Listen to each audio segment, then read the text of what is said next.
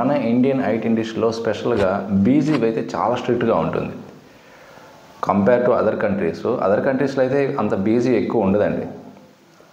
Okay, అందుకే చాలామంది అక్కడ ఎక్స్పీరియన్స్ పెట్టి ట్రై చేస్తుంటారు.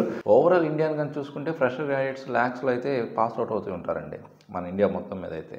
బట్ అందరికైతే ఫ్రెషర్ ఓపెనింగ్స్ అయితే ఫుల్ఫిల్ చేయలేరు. అందువల్ల వాళ్ళకి గ్యాప్ అనేది క్రియేట్ అవుతుంది. ఈ గ్యాప్ని ఎలా ఫిల్ చేస్తుంటారంటే, ఒక సపోజ్ 2 years వచ్చింది అనుకోండి, ఎక్స్పీరియన్స్ పెట్టి ట్రై చేస్తుంటారు. మరి ఎక్స్పీరియన్స్ పెట్టి ట్రై చేసినప్పుడు అన్ని కంపెనీస్ సేమ్ వేలో బీజీ ఉండదు.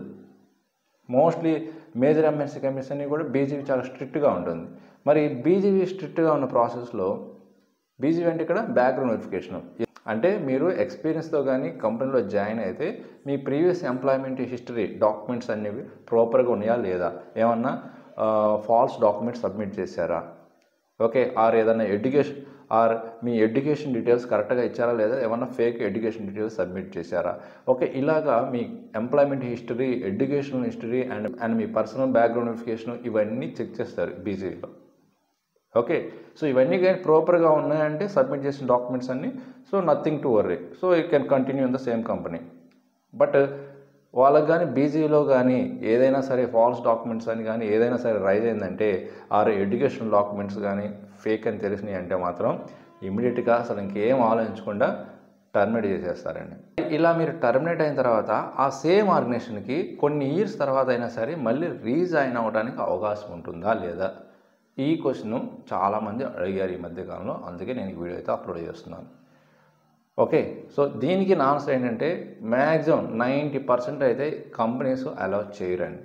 రీజన్ ఏంటంటే, అతని డీటెయిల్స్ అన్నీ కూడా ఇక్కడ మెయింటైన్ చేస్తుంటారు డేటాలో, ఆ ఆర్గనైజేషన్లో. ప్రీవియస్గా ఇతను ఎలాగ రిలీవ్ అయ్యారు, ఫార్మల్ వేలో రిలీవ్ అయ్యారా లేకపోతే ఏదైనా ప్రాబ్లం వచ్చి రిలీవ్ అయ్యారా అనేది చెక్ చేసుకుంటారు. ఆ రిమార్క్లో కానీ టర్మినేటెడ్ అని కానీ ఉందంటే మాత్రం, బీజీవి ఇష్యూ టర్మినేటెడ్ అని కానీ ఉందంటే మాత్రం ఇంకా మిమ్మల్ని అసలు ఇంటర్వ్యూ, ఒకవేళ ఇన్ కేసు మీరు ఇంటర్వ్యూ ఇచ్చినా కూడా ఆ ఇంటర్వ్యూ అంతటితో కథం, మిమ్మల్ని హైర్ చేసుకోరు, మిమ్మల్ని రీజాయిన్ చేసుకోరు. ఓకే, వన్స్ మీరు ఏదైనా కంపెనీకి బీజీ ఇష్యూతో కానీ మీరు బయటకు వచ్చారంటే సేమ్ కంపెనీకి మళ్ళీ ట్రై చేయడం వేస్ట్.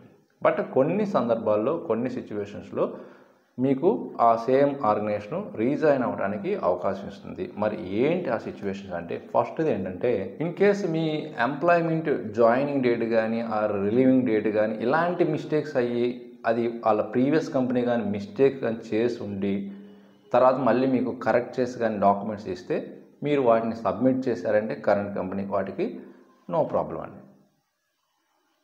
మీ ఎంప్లాయ్మెంట్ డేట్స్, జాయినింగ్ డేట్ కానీ రిలీవింగ్ డేట్స్ కానీ ఏదన్నా మిస్టేక్, హానెస్ట్ మిస్టేక్ కానీ జరిగిందంటే మాత్రం దానికి ఎక్స్క్యూజ్ ఉంటుంది, మీకు మళ్ళీ అవకాశం ఇస్తారు. అది ఆ ప్రీవియస్ కంపెనీ ద్వారా మళ్ళీ మీరు కరెక్షన్ చేసుకున్న డాక్యుమెంట్స్ని సబ్మిట్ చేశారంటే ఓకే, నథింగ్ టు వరీ.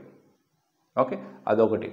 ఆ సందర్భంలో ఓకే, మీకు మళ్ళీ రీజాయిన్ అవ్వడానికి అవకాశం ఉంటుంది. అండ్ నెక్స్ట్ థింగ్ ఏంటంటే, మీ స్కిల్స్ కానీ ఇంకా క్రిటికల్, ఇంకా అలాంటి స్కిల్స్ ఉన్న వాళ్ళు చాలా రేర్గా ఉన్నారు అండ్ అంత ఎక్స్పర్ట్స్ అయిన వాళ్ళు అసలు లేరు అని అనుకోండి. అండ్ ఇంటర్వ్యూ కూడా ఏకదమ్ మీరు అసలు మంచిగా ఇచ్చారనుకోండి, ఇంటర్వ్యూ పర్ఫార్మెన్స్ హైలైట్, ఆ స్కిల్స్ మీద ఇంకా అసలు ప్రొఫైల్స్ లేవు అని అనుకున్న సందర్భంలో ఇంక వీళ్ళు ఏం చేస్తారు, తప్పదు. అలాంటి టైంలో ఇంకా హైయర్ మేనేజ్మెంట్తో అందరితో డిస్కస్ చేసి మళ్ళీ మీకు ఒక అవకాశం ఇవ్వడానికి ఛాన్స్ ఉంటుంది.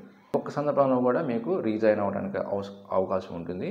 మరి ఆ సందర్భం ఏంటంటే, ఆ బీజీ ఏదైతే జరిగిందో, ఆ ఇష్యూ ఏదైతే జరిగిందో, కొంత మిస్అండర్స్టాండింగ్ వల్ల కానీ ఏదైనా మిస్టేక్స్ వల్ల మీ బీజీ ఫెయిల్ అయి ఉంటే దాన్ని మళ్ళీ మీరు కరెక్ట్ చేసుకొని ఎవిడెన్స్ రిపోర్ట్స్తో కానీ వచ్చి సబ్మిట్ చేశారంటే మిమ్మల్ని మళ్ళీ రీజాయిన్ చేసుకుంటారు. ఫైనల్గా ఏంటంటే, వాళ్ళకున్న పాలసీస్ని కానీ చేంజ్ చేసుకున్నారంటే, కంపెనీస్ కొన్ని పాలసీస్ మెయింటైన్ చేస్తుంటే అలాంటి పాలసీస్ని వాళ్ళు చేంజ్ చేసుకున్నారంటే కూడా మీకు అవకాశాన్ని ఇవ్వడానికి ఛాన్స్ ఉంటుంది. ఓకే, సో ఇదండి కొన్ని సందర్భాలు మళ్ళీ మీరు బీజీ ఫెయిల్ అయినా కూడా సేమ్ ఆర్గనైజేషన్కి రీజాయిన్ అవ్వడానికి. ఓకే, సో మీకైతే క్లియర్ అండర్స్టాండింగ్ కదా.